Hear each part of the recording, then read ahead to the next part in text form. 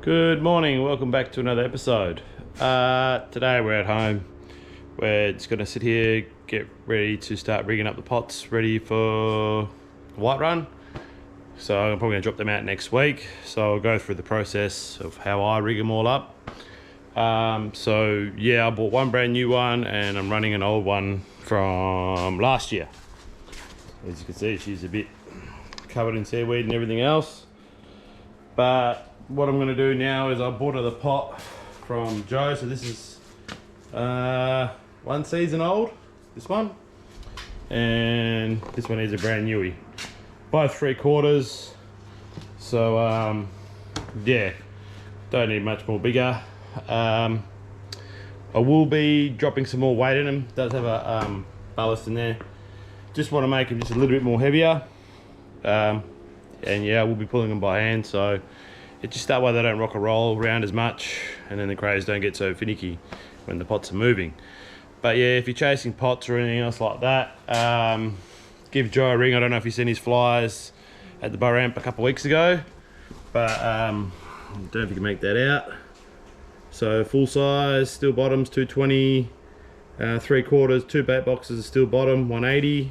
That's ropes and floats supplied, and repairs from, repair battens from 10 battens for $10. So yeah, I'll uncover his phone number so you can see it. So yeah, if you guys are keen, if you need any pots wherever, give him a ring. So yeah, so and not only that, I'll be changing, I don't think that one, anode's still pretty good on this one. So I'll be putting a brand new anode in that one once I've cut the weight and put it on. So the weight that I've got is this one. I'm just going to cut it in half. Probably going to take me a while. Just going to zip it through here, or about there somewhere, and then clean her up a little bit, get the old welder out, and just slap her on top. It's going to make her a bit more heavier, but it's good for the back muscles, maybe. We'll see how we go. And because I'm not running a winch, I can't justify the money for. Some people are going to say, oh well, you know, saves you back, this and that, which is, it is true. But yeah, the price to run a winch and table for what, 3 weeks of the year, it seems a bit steep, because I got one priced up. It was going to cost me close to about $3 grand. So and for something that's only going to get used a handful a year. I mean, I don't really fish for reds. The only time I usually fish for crays is usually on the white run, and that generally ties me over for the year, because yeah, you tend to get sick of eating crays after a while. So yeah, especially because I'll be going out every chance I can get. Last year I started getting whites, what was it, 27th of November, but it was only dribble drabs, like here and there. I think we were getting 1 a day here, 2 a day, and then I think it was by the 30th of November or the 1st December, one of the two, I can't really remember. It's on one of my videos from last season. Then I started getting big numbers. So once I get the pots rigged up, I'll put them on the boat. Won't be this weekend, I'll be putting them out, but the following weekend. What are we there? We're the 12th of November now. We've had that blood moon come through. I don't think many people will be diving this weekend due to the weather that we've had. So I'll probably drop them out next weekend. Bait them, probably let them sit for 3, maybe 4 days. And then just do a pull every 3 or 4 days till I start seeing crays coming through. So I'll keep you guys posted on how things are going, how things are traveling, how I set pots, and basically how I set them, how the pros set them. I run them in a string. I try and avoid staying away from everybody else, because I don't know if everyone notices around Garden Island and all that, it just gets bombarded with pots on top of pots. I'm actually surprised people are actually catching crays that way. But yeah, each to their own. If that's how they want to do it, that's fine, but it just makes it hard on everybody else. So I just tend to just, wherever the reef is, I just run a straight line, and then that's it, and try and stay away from everybody else. So you got less chance of people running over your gear, less chance of getting tangled up, and you probably have better luck getting more crays that way too. So, but yeah, I'll cut all the crap, and then yeah, I'll get into cutting this metal up, and yeah, we'll go from there. Once it's welded and all that, I'll show you guys what I've done, and then yeah, we'll go from there, from tying the ropes on to even putting a sinker on with a clip. I only run the clip because you don't have to this time of the year. Obviously the whales are long gone and everything else, but it just eliminates the risk of excess rope floating on top of the water, which runs lower risk of people running over it and cutting and being propped. So that's the only reason why I run a sinker on the rope within the first between 2 and 5 meters to keep it below the water surface, and that way it keeps the rope nice and straight up and down and taut. So, but yeah, when we go out in the water to drop them in, you'll see all that. So yeah, so I'll get stuck into it. Enough chit chat. I'll cut this weight, weld it in, and then show you guys what's going on, and then we'll start tying ropes on. And my float's already engraved from last year, so I'm not going to re-engrave new ones. I'll keep running the old gear that I had, the old floats from last year. And yeah, I'll stop chit chatting and I'll get into it.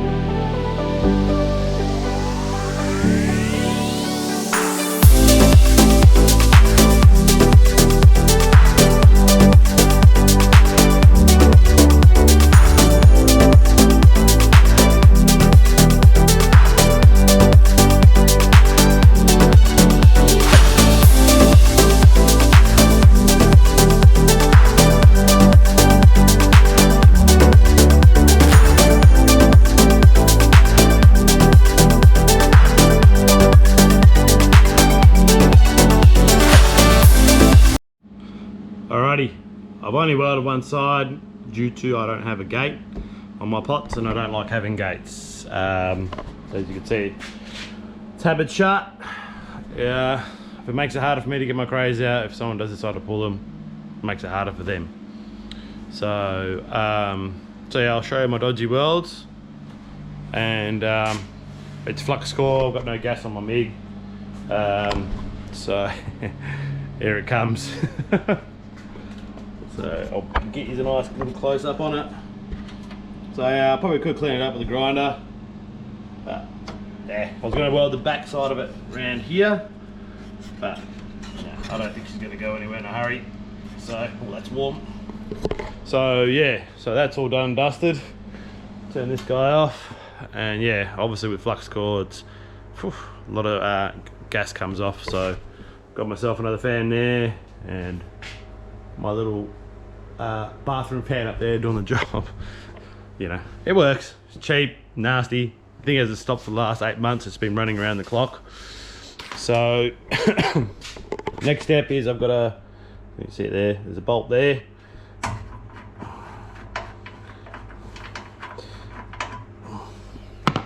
taking that off. That's the anode. So for people who don't know and new to cray fishing, if you're running steel bases, it will stop the pot steel base from corroding away. As you can see on this one here, it's still got surface rust on it. But yeah, that's one anode from one season. So I probably should replace that one, but it's not too bad. But you can see by there, like, we can make it out. The bolt hasn't really rusted. But yeah, it's just got surface rust on it, but gives it a bit more longer shelf life. So yeah, a lot of people don't want to put anodes in them because it's like these are like 15 bucks each. Depends where you get them from. So we'll throw this guy in, and that should get me, well, that's one season there, so maybe 2 seasons, 3 at the most. So we'll throw this guy in here, straight on top. Best go find a spanner. Where are we? Nope. Nope. Nope. Ah, bingo. 21. So yeah, it's going to be interesting trying to do this with one-handed. I was going to fix the GoPro up somewhere, but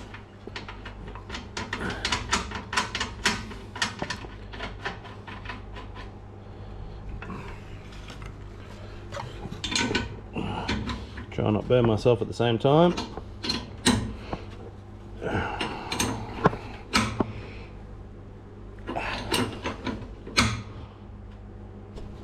Alrighty, that's pretty snug. Yeah. Okay, put that spanner back. So the other thing, strongly suggest you guys do as well, stop thieves, which I haven't done yet. I got to ask a friend of mine. I haven't got a router.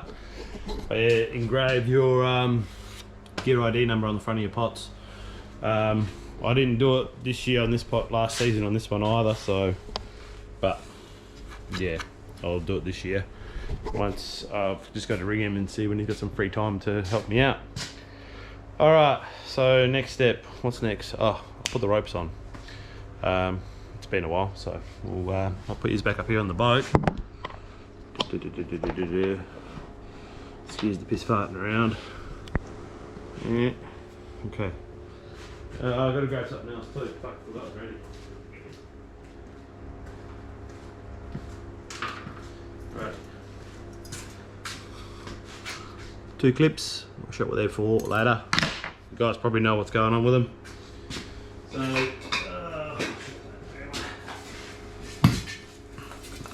So yeah, I run a 2-float rig, about 1 metre span, obviously engraved.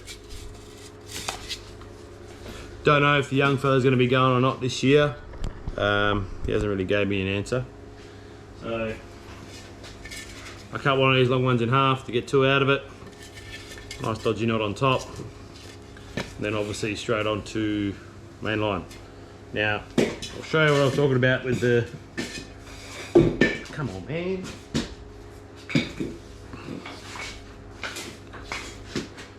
So we've got... I'll tell you in a minute. 1, 2, 3, 4, 5, what's a bit further, 6, 7, 7 metres down. I put one of these ones on. I found it wasn't heavy enough. So last year, my wisdom last minute scenario, that's how I was putting the sinkers on with a bit of fishing line. So this year, I'm gonna run the clip, got eyelet on the bottom, so that way, once it gets on there, that'll just stay on there, and then as it comes over the side, I'll just whip it off, done. So instead of using the old fishing line trick and sinker. So I'm running probably a touch too much rope. I've got 25 metre coils here. Probably only fishing 15, maybe go to the back of the 5 this year. Probably chasing them at about 30s. We'll see how we go, and all depends on how the white run goes actually. So this year, the rec fish are saying that it might be early this year, but they say that every year. So we'll figure it out as we go along, I guess. So I'll bring these around here. Yep. Alright, there we go. So basically we got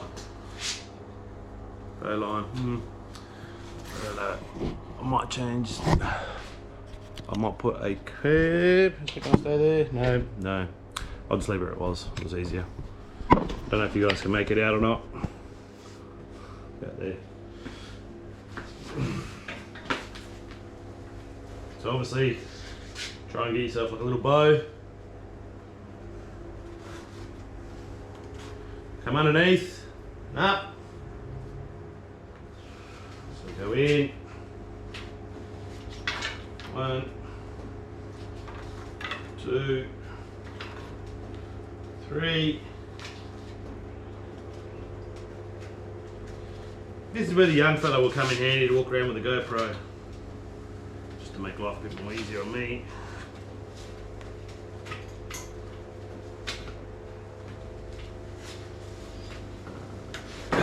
And that's pretty much it. So it should look like something like that. But yeah, I'll try and I'll do it again on the next pot. I'll make it a bit better so you guys can actually see what's going on. And yeah, so try the other pot on top and then we'll go from there.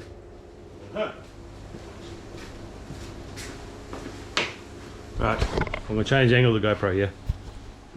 Alright, I'm gonna put the thingamajig in my mouth. It sounds wrong.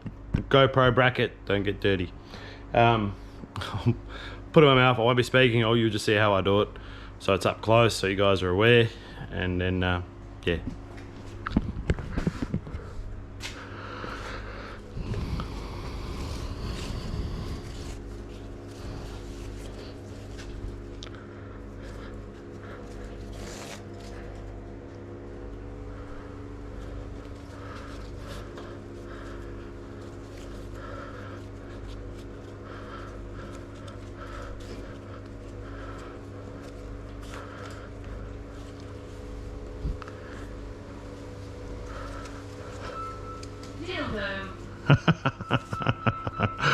Ah, shit.